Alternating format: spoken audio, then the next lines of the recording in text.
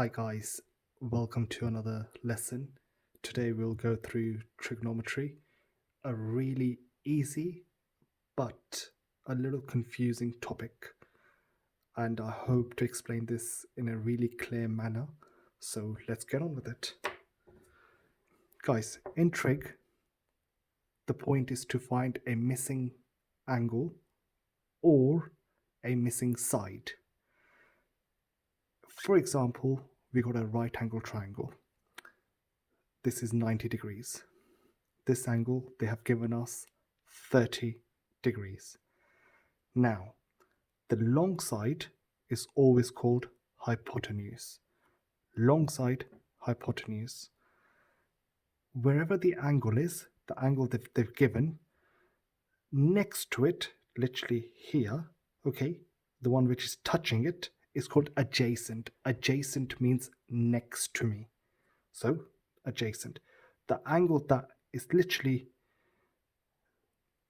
pointing towards, like this arrow, that's the opposite. So that's how you just find out the sides. So hypotenuse, angle 30 degrees, pointing straight at opposite, next to it, adjacent. So once you know these, and say for example in an exam they give you this side, hypotenuse is 8 centimeters, and they want to know what x is, opposite. So how do we do this? In trig, there are 3 major signs. You go sine, cos, tan. In sine, that's how you write it down. Sine, theta, that's the angle, like 30 degrees here, equals, which is opposite,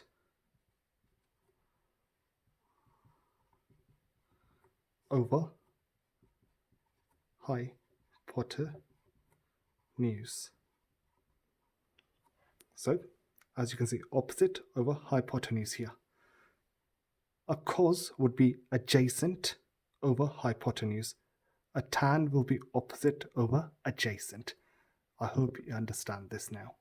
So remember, SOHCAHTOA, that's where it comes from. Now, let's figure this one out. So I've got the angle, I've got hypotenuse, and I need to find opposite. So I will be using sine. Once you've written this down, once you've figured out which method you're going to use as a sine, cos, or tan, write this down. Now, plug in the numbers. Sine, theta is the angle, like I said before, is 30, equals opposite, it's x, that's something we need to find out, and hypotenuse is 8. Simple. Make sure you write this down, you will get marks for it. Next, sine 30, when you do it on calculator, 0.5 times 8, because this will come over, equals x, and that's x equals 4. Very, very simple. That's it.